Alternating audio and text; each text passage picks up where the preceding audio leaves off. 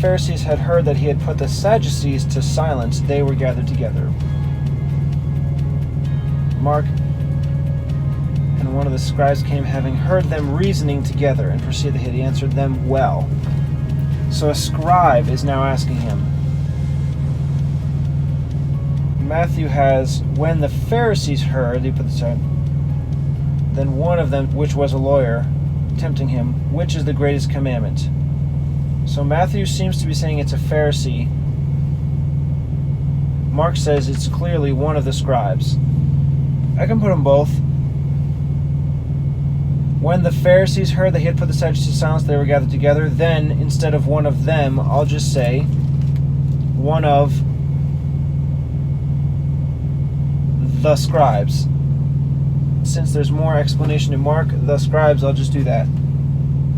My question is, having heard them reasoning together,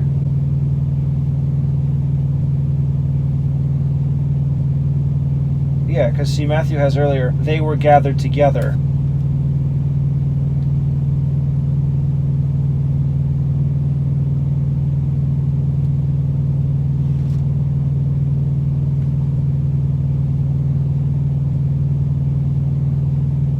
Okay, I think I'm going to put all of verse 34. The Pharisees heard he put the Sadducees to silence, then they were gathered together. Then I'll put the second half of 28 of Mark 12. Well, actually, I put then from 35. Or and then having heard them reasoning together, and perceiving that he had answered them well,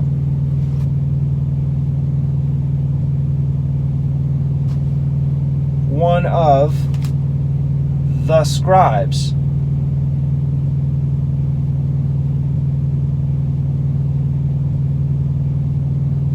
Which was a lawyer, asked him. Yeah, that's what I'll do. So, continuing on with Matthew, but when the Pharisees had heard that he had put the Sadducees to silence, they were gathered together.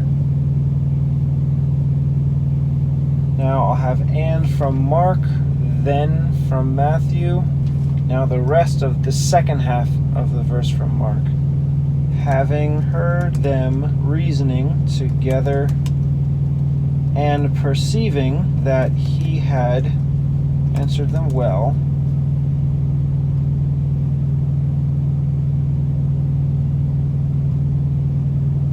asked him. But I have to put one of. One of is both Matthew and Mark. Not them from Matthew. The scribes from Mark. And in Matthew it says lawyer, so maybe he is both a scribe and a lawyer.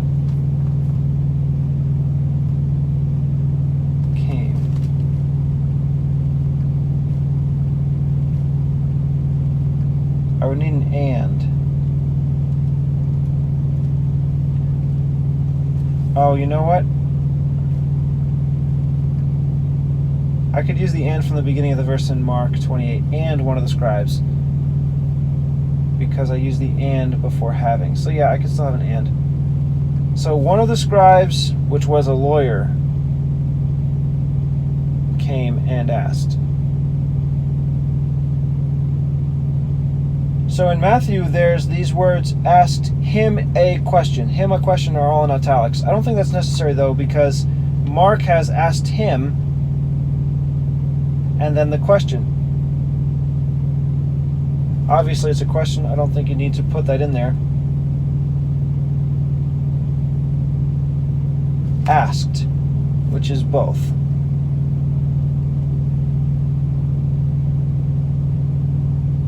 Mark reads, which is the. Matthew, tempting him and saying, Master, which is the. Okay, so a lot of added words.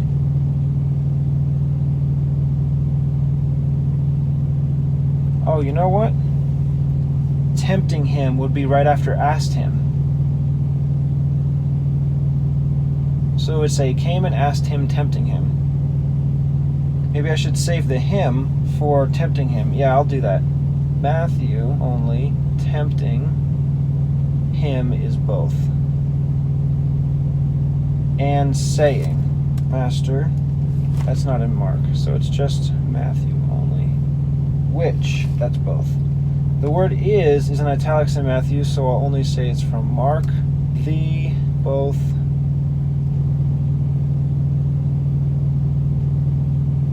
Mark has first commandment. Matthew has great commandment. Great, not greatest.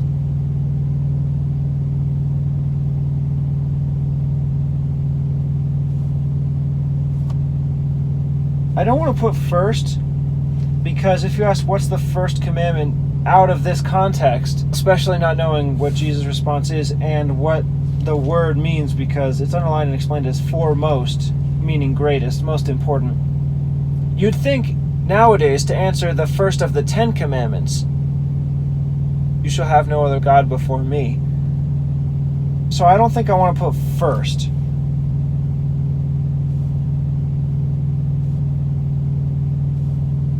I really thought it was which is the greatest commandment in the law, but it's not here. It's just which is the great. I really wish it was greatest. That seems to make the most sense. I think other versions have greatest. Since I have the choice between Matthew and Mark, and first makes a bit more sense nowadays, and you can still understand that first means preeminence, I'm going to go with first commandment of all. If it was greatest in Matthew, I would go with greatest, but it reads too strangely. Which is the great? Now I'm going to go with which is the first commandment of all. So commandment in the law, that's Matthew. Commandment of all. I think I can have both commandment of all in the law. Yeah, I'd put of all first, but commandment is both.